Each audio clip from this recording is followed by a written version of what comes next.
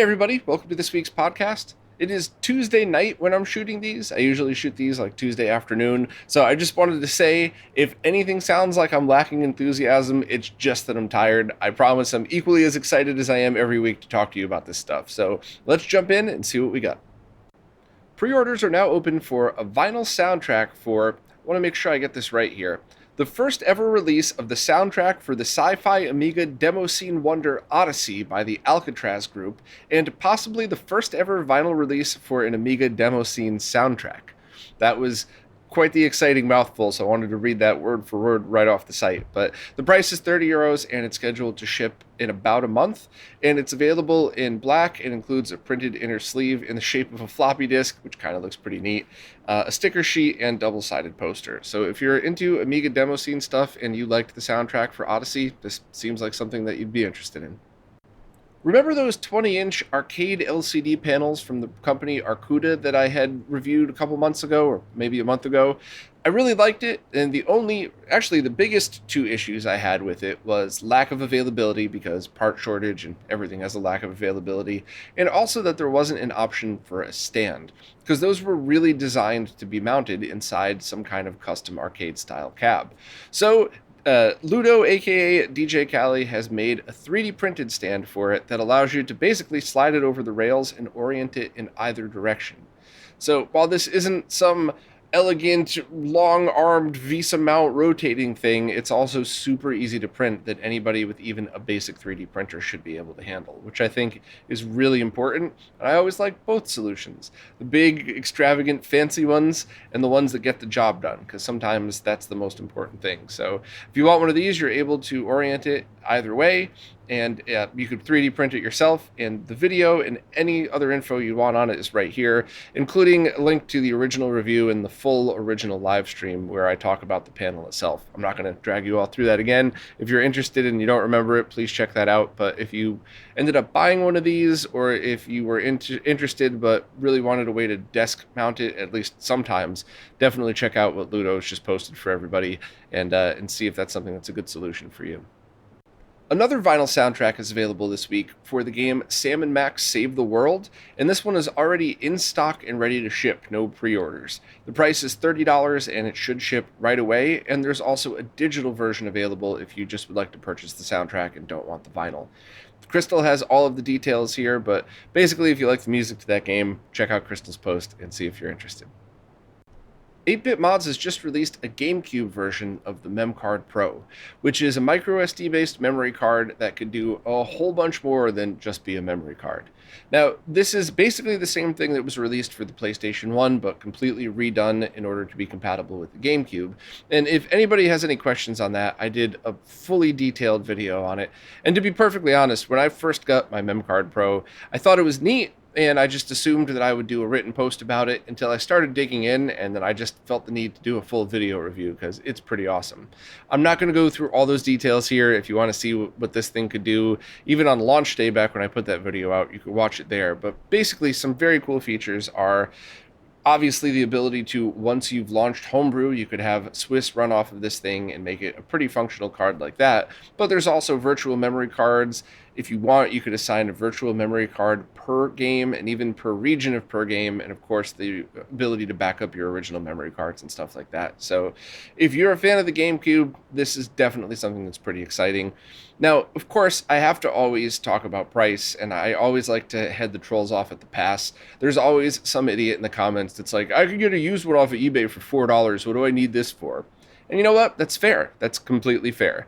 Now, I don't even need to go into the fact that the cheap third-party ones might not even work right at all. Some work totally great. But if you really are just a casual GameCube user that doesn't need any power features and you just want to use the handful of discs that you still have, then that's actually a fair statement. However, if you're a power user that wants every feature possible, including a Wi-Fi interface to get to the memory card, and some potential in the future for some other very awesome things, the $55 that this costs is certainly going to be worth every penny. even in my personal opinion, is stuff like this, you get what you pay for. So even if you really are just using it as a memory card, the ability to so easily back all of that stuff up and to have a good, reliable one is certainly worth the money. And then all those other awesome things are just a bonus. But I just always wanted to head that off at the pass, because while most people present those questions in a pretty trolly way, some of them are fair questions, and I just wanted to always lay that out there. So hopefully I'll be able to get one in, and at the very least do a live stream to check it out at some point soon. But it's pretty exciting for anybody who likes any GameCube power user, I guess. This week's Roundup is once again sponsored by JLCPCB, and this week I want to talk to you about using their services to print a PCB that doesn't even have any traces on it. While that sounds like marketing BS, this really is always me just making up this stuff as I want to talk about it, but it's also the truth. You could use PCBs to build cases, as brackets, or as support, or as you're going to see here for this project that I'm going to show. We're going to have a 2 PCB design where one of them is going to have some buttons, and then the other one is going to be where those buttons run through. I'll show you how this all implements next week, and as much as this is just a very basic and simple design, I'm so excited to share this one with people, because it's one of those easy nerd things that I think many of us would benefit from. But let's start with how to actually make it, which is pretty similar to how you would make a normal PCB. Okay, as always, we're going to start just by uploading the Gerber file, and we're going to do the main PCB first, which is just going to have a couple of buttons and pads on it, but it's basically everything that you would expect to see in these videos and similar to other stuff that I've done. I'm going to choose a color that I want to match the other board, and I'm going to choose white with black lettering. There's only one choice for silkscreen color for most of these, but you could choose based on whatever the PCB color is. So I'm going to do black or white with black lettering, and that's basically it. I know I'm going to be making a couple of these because I do think that a lot of people are going to want these, so I'm going to make 20 because it's only a few dollars more. And that's basically it. There's nothing else that I would need to do because it's a simple PCB order with nothing else. However, here is the top PCB, which is really only a cover, a label, and mounting. And this is where it could get pretty interesting, because this is a lot cheaper than making any other kind of case, whether it's 3D printed or anything else. And as you can see, there's just a label on it. There's going to be writing and the mounting holes here, and then just the logo on the back, because why not? But that's it. So it's technically a PCB, but with no traces on it whatsoever. And I'm going to also select white to match what I'm making it for with the black silkscreen. And that is kind of all. The only other thing PCB quantity is 20 to match, so I'm going to save that to cart as well. And then we're going to follow up next week with what this is, and also other tips on how you could make something like this.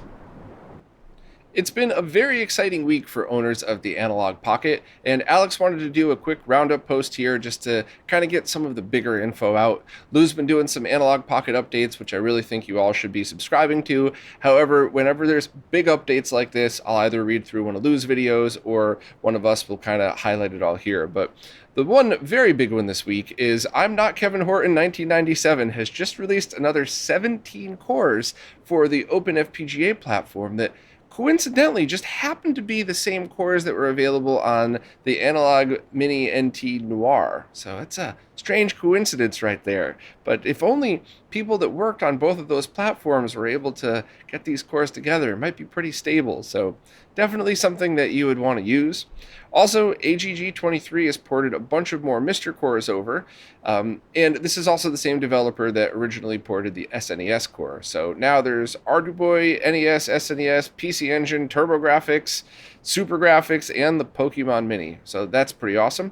Eric Lewis brought some consoles and arcade cores over as well from Donkey Kong, Cuber, and the FPGA Gen Genesis core. And there's also another firmware update with the most up-to-date one being Beta 6 at the moment. So if you're interested in any of this stuff, definitely check out Alex's post for a quick update. And if you want up-to-the-week news, I would absolutely, as always, suggest that you subscribe to Lou, because he's really been doing a good job getting us covered. So thanks to both of you. And speaking of Lou, now it's time for this week's Mr. Updates, care of Lou from Lou's Retro Source. As always, I'm just going to skim through these pretty quickly, and if you hear anything that piques your interest, please check out Lou's video for all the details. First up, more bugs have been fixed in the PlayStation Core that fix games like WCW vs. the World, Dave Mirra, Thrasher Skate and Destroy, and as always, I would strongly recommend, if you're a nerd like me, subscribing to Robert's Patreon to get all of those very awesome and detailed updates. Next, Jet Fighter Arcade has been is at the point where the game runs, but there's still some bugs that need to be fixed for it to run correctly. So if you want, you could check it out on Jimmy Stones' GitHub. Another board was donated to Hotego for CPS3 reverse engineering, which, once again, thank you, and I really think this is awesome. And while I know everybody wants their favorite cores released on Mr. Mortal Kombat, I do actually think that the CPS3 is the next most important one to at least start the process on, because none of these things are easy and none of these things are short. So however long it takes, just thank you to Hotego and his team for continuing all the work on this. Also, Mike Simone ported a core of the arcade game Sun to the Mister, which was a 2D platformer developed by Capcom. There's an update to the PCXT core where hard disk drive support will work better. Anton Gale has released the Exerion core, and it's not available by updating your Mister yet, but you can download it right through the project's GitHub. Pierco has started to move the Express Raider core from simulation to an actual Mister core, which is going to be both thrilling and really nerve-wracking, so my hat's off to you, Pierco. User Abbub on the Mr. FPGA forums have gotten the Amiga core working with internet access using a commercial program called Roadshow, which, wow, that stuff is just awesome. Sorry to PC nerd out right there, but anybody that's into older PCs just immediately knows how much effort is now taken away from that process, just having that integrated in. D3F Mod is celebrating the 1-year anniversary of its Ironclad Plus I/O board, which is a mini ITX form factor that allows you to have a Mister setup on almost any PC case. And they also announced an internal MT32 Pi hat for the board. The Mr. Multi-System has released a Pi cart that is now available for sale. I cannot believe I forgot to write that post up separately. My apologies to RMC and the team. Thank you, Lou, for always getting our back on this. But hopefully I'll be able to get one as well to kind of see what other Pi-related things you might be able to do with this. Because even things like what RMC was showing of having the RFID tags load games, it's just some of that tactile experience goes a long way. There's a new core for the arcade game Tropical Angel, and Hotego teased next week's core, calling it JT Kiwi. So could we all be getting New Zealand story next? I don't know. But as always, thank you very much to Lou and to, of course, every member of the Mr. team who contributes to the project in any way, because this stuff is awesome, and I'm so glad. It's just the best time to be a retro gamer. Retro Upgrades is now selling Martin's BKM50R replacement remote for A-Series BVMs, and this is going to be a mini review / overview. It's not much to talk about, but it is pretty exciting. So first and foremost, why would you want this at all? Well, the original BKM15R, which is required to use A-Series BVMs. Actually, I think all BVMs require some kind of control board, but they're hard to find and they're expensive. And it could even be that there are less available than there are monitors, because a lot of broadcast studios might have only bought a couple of different control boards, because you could control multiple monitors with the same board. So that's certainly something that we all have to worry about, because if we end up with more monitors than controllers, then we are out of luck. So right off the bat, being able to purchase this and have a remote at all is a huge bonus. However, there's also Wi-Fi support if you want to control it from your phone or a browser, and it's all open source. So that also means that somebody could come around and reskin it. So maybe you could have a web app that fits your phone a little bit nicer. Right now, Martin modeled it off of the look, or modeled the web interface out of the look of the original remote, which I think was the right move, because bring people back to the familiarity and then let everybody do what they want with it. So very awesome piece of equipment. If you have an A-Series BVM with no remote or a faulty remote, this is a must-buy. If you already have a remote, take a look at the features and see if it's something that you might want to look into. The only things that you might need to note: make sure that the control board is in peer-to-peer mode, which it probably would have been anyway if it had a direct remote connected to it. And that's basically it. Power it with a USB charger. Martin was talking about potentially having a cable made that allows you to power it from the A-series monitor, but that's not done yet. But that would be a pretty cool bonus because the original A-series control board required power and that's, I think, the only BVM that has that. Usually you just need a serial cable between them. So if you have an A-series, you need 2 power cords, which not that big a deal, but also kind of annoying at the same time. So hopefully somebody could come up with a cool solution for that. Maybe Retro Upgrades would even bundle that with a future version. But for now, just get yourself any USB power that's, basic cell phone charger. And if all you're going to be doing is using this as a controller, you might want to just flip the switch to disable Wi-Fi because, why spend an extra second or two booting? However, if you do want Wi-Fi capabilities, make sure disable Wi-Fi is off.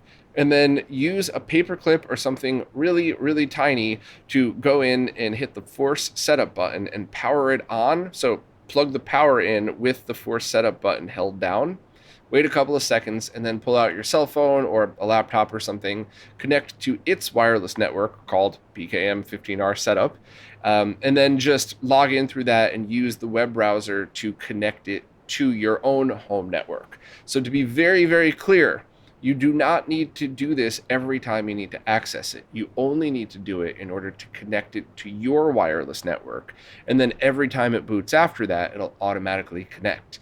And then you could just go to whatever its IP address is via your phone, a web browser, whatever, to control it. Now, you're going to have to figure out what IP address that is, but there's tons of free sniffing software out there that you could use on your LAN safely. You could just log into your router like I did to get it. But basically, connect it to your Wi-Fi network, figure out what its IP address is, and that's pretty much it. You're done after that. And now you could access the interface, which looks kind of like the original remote, and it has most of the same features. So I just think this stuff is absolutely awesome. Thank you so much to Martin for taking the time to do this and open sourcing it. If you want to hear more from Martin, please check out the interview we did. And I'm sure we're going to do another one at some point soon. Anytime I can get a good dark beer and hang out with friends, it's going to happen. So I'm sure you'll see Martin on here again. But this is really just something that if you own or might be owning an A-series BVM, read the post, skim through it, check out retroupgrades.co.uk, and see if this is something for you, or if you're going to be getting one and you don't know if it has a controller, bookmark this just in case. Fans of PC Engine and TurboGrafx shooter games can get really excited because a previously unreleased game called Dino Force is about to be released. The ROM is going to be free on November 25th, and pre-orders are now open for physical versions of the game. And there's a bunch of things that are definitely worth talking about. First of all, this is the first time the game is being seen publicly other than when it was teased in Japanese magazines over 30 years ago. The game itself was provided by the original game designer and a collector who had apparently gotten a hold of one. And thanks to Mark Van Wokerkum, I'm so sorry. Everybody knows how bad I am at pronouncing names. It's never intentional. My apologies, Mark. And also Chris Covell, who anybody who's been watching this for a while probably remembers Chris's name. But they were able to fix many of the glitches in the game and fixed the balancing on it as well. All of the physical releases are planned to ship between late 2022 and early 2023. And once again, the ROM is going to be available for free on November 25th. So if you're a fan of collecting original, unique stuff, definitely buy it. But I do also love how if you're just really curious what the game is like, you're still going to have the opportunity to try it out. Ordering is a little different than elsewhere, so I would absolutely read through Crystal's post and just make sure you get everything down. But info is also, all the info you need is there, but there are a few options that are going to be available. A regular cue card version is available in three variants: PC Engine Blue, PC Engine Amber, and a TurboGrafx 16 US version. These are new injection molded cue cards and comes with a new injection molded cue card case as well. Each are 89 euros.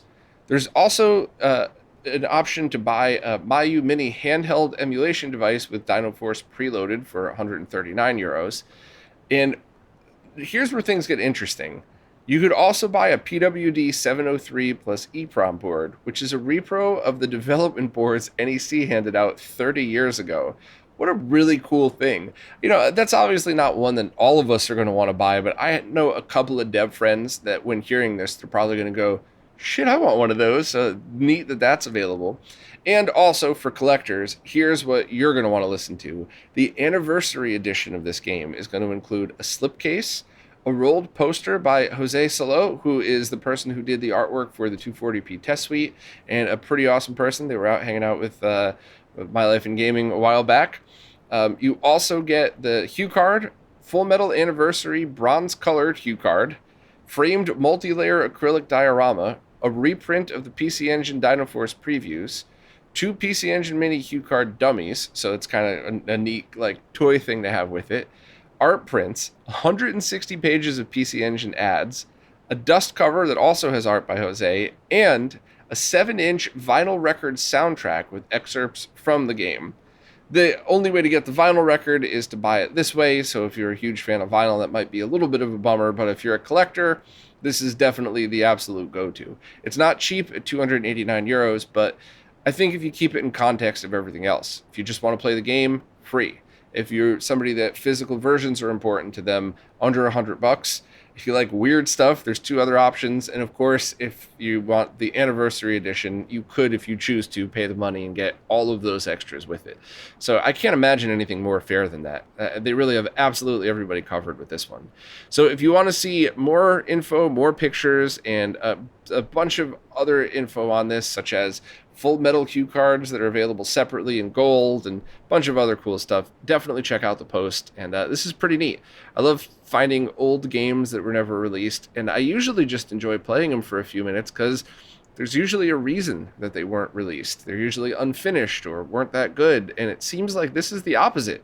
It seems like now you're going to get a finished, tweaked shooter game that we probably all would have liked back then. So I'm very much looking forward to trying this one out. I just did 2 detailed live streams reviewing the Behar Brothers Hayabusa Supergun, and there's some good news and some news to go with it.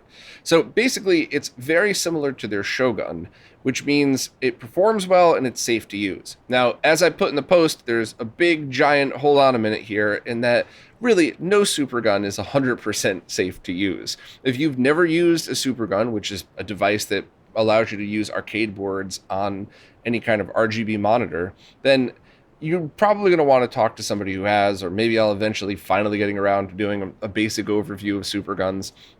But if you have used them before, this is about as safe as it gets. Unless you crank the voltage on your power supply up and crank the potentiometers up, it is totally safe. Sync comes from the factory, attenuated to 75 ohm. The potentiometers come about in the middle. One of them is a little off, but not nearly enough to do damage. If only there were an easy way to test that. Coming next week, teaser. And the audio circuit was also safe, which means that you could crank the volume and it's going to sound horrible, but it'll never go over the minimum voltage. Now, I have proof of all of this, as always. I try so hard not to just say, trust me. I provided proof of all of it. The only thing I didn't have time to do during the first live stream, because I didn't want to cut into the 8-Bit Mods promo video that was being released. So I did the scope capture of the audio line separately, and it just shows exactly what I just said, that if you want to crank the volume, you could clip the audio and it'll sound terrible, but it won't go over 3 volts. So basically, you should really, when using any Supergun with this kind of protection, turn the volume all the way down, turn it up little by little until it sounds good, and you should be safe. Now, unfortunately, there is some bad news with this. The one killer feature of this Supergun that sets it apart from some of the other Behar Brothers Superguns, like the Shoguns, is that instead of having DB15 inputs, it has PlayStation controller inputs. And at first, you think, well, if you were going to be using any kind of PlayStation controller or PlayStation 1 or 2 arcade stick, hey, that's awesome. Now I don't have to have a bunch of dongles hanging out. I don't have to rewire anything. I could just plug it in. Except I just did another live stream, which I'll talk about in a second, and we really bent over backwards. We spent 2 hours and concluded that the average latency is about 24 milliseconds, about a frame and a half. And there was a large rolling buffer going from almost 0 to about 2 frames. So what does that mean in a real-world scenario? First, casual users playing on a CRT, maybe you'll notice, maybe not. But any arcade enthusiast, or any fighting game enthusiast, which you find those very commonly using Superguns with arcade games, probably wouldn't want to use this, because you could get controller adapters such as any of MacGyver's that are about a millisecond of latency that would be able to work with any kind of USB device. So you could get like an undammed adapter and one of those and a PlayStation controller, which is a lot more expensive than doing this. However, it is going to get you a lot less latency. So for me personally, I would consider price and use case. You know, you need a second Supergun, but you don't want to drop hundreds. This is about $100, so it's a really good price for a safe Supergun. If you want something casual and you want to just use maybe your PS Retro Uno, I forget the names of all this stuff, but the Bluetooth adapter that allows you to sync like a new PlayStation 5 controller with it. You know, if you're using wireless, you're already cool with having a little bit of latency, but if you need a backup or secondary, I mean, there's lots of reasons why you would still want this Supergun. But if you're just saying, I want a safe Supergun to use, safe with all the caveats I warned you about before, and I want to use a PlayStation controller, I want to play some hardcore arcade games, then this might not be the one for you. So no disrespect meant to the Behar brothers, but I always tell it like it is, and I always bend over backwards to try to get my data right, because while I've made a bunch of mistakes, most of the mistakes I've made were things like, hey, I think this thing's fine, and it turns out it's not bad, but it's probably not fine. And, you know, I'm all right with that. You know, I'm all right with making a recommendation that probably could have been better, but it really eats away at me when I say something like, maybe this isn't for you, because I don't want to get it wrong. And I think I did my diligence to get it right, which is what I'll talk about next. Lastly, I wanted to share a live stream I did this morning with Lewis from Zez Retro, where we show step-by-step how to use the hardware-based, MiSTer-based controller lag tester. Now, I definitely need to say that if you're not somebody that would normally test controllers and you're just kind of curious what this is all about, definitely watch Lewis's video first, and you might not even want to sit through this one. I always try so hard to be respectful of people's time, and I do realize that saying, hey, come hang out in this live stream while you're at work half paying attention is way different than telling people, hey, sit down for this 2 hours and watch this. So check Lewis's video first, but if you decide that this is something you want to do, I would absolutely, leave this on in the background and kind of perk up whenever you see issues or whenever you hear us talk about issues, because this is one of those things where the first time you do it, you might run into the same bumps in the road that we did, and then every time after that, it's super easy. And I really hope that many, many more people start using this same hardware along with the MiSTer to test controller latency, because it is really disappointing how most companies don't actually test their stuff for latency. It's something that it's really, it bothers me, and I feel like more people need to just step up to the plate and start doing it. And that would kind of demand that these companies do it. If we get a bunch of good reviewers showing hard numbers and we ask the company, so where's your numbers? Eventually they're going to have to bite and start testing as well. So this is something that is definitely important. And we kind of go through and show all of the process. Now, the other thing that happened is during the stream, we were testing the Hayabusa and got some pretty high numbers. So we went and tested other stuff to make sure that the full start to finish test criteria was lining up and that I was doing it correctly, which is something else that I think is so important. But the good bonus to that is we also were able to lag test the Brook fighting board, which Pork added to the sheet after this. And we also retested the Mr. Cade, which anybody that's used it could probably tell you it feels like it's zero latency, and it basically is. It's 0.7 milliseconds. So it's for everything except light guns, that is zero. So it was cool to see the process. It was cool to do it. Now that I've done it once, now that Lewis was kind enough to walk me through it, I'm going to be using that a lot when testing controllers. And I genuinely think that this is something we need to continue to do. Now, of course, there's always that scenario like you make a hardware version of a Blue Retro device. It would be nice to see you go through and do this, but you're using an existing platform. I totally understand. There's already very good latency numbers out for that. But if you're making your own stuff, and especially if you're a company with a budget, holy crap, if you're a bigger company that has a development team and you don't post your lag numbers, it's frustrating. And it's even more frustrating to hear people talk about how it doesn't matter. That's a conversation for another time, though. Lag does matter. the earth is round, and we need to tell these companies that they have to start publishing their numbers, because it's very important. I don't care if it's controller latency or software emulation or any of those emulation on new console things. We really need to start talking more about latency. And if people, there's going to always be people that say it doesn't matter, and we just got to ignore them and power forward, and eventually it's just going to be part of the normal conversation.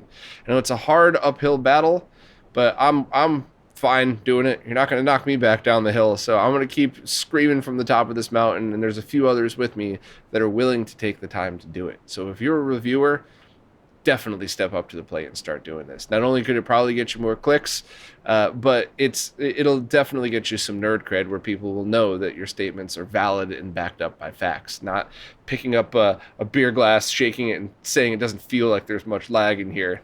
It's not lag testing. So verifying with real world results is awesome, and do that too. Like when I lag tested the MVSX and then had Beast come over and talk about how it felt to adjust to it. That is awesome, but there's also numbers to back that up. So please jump on board with us on this.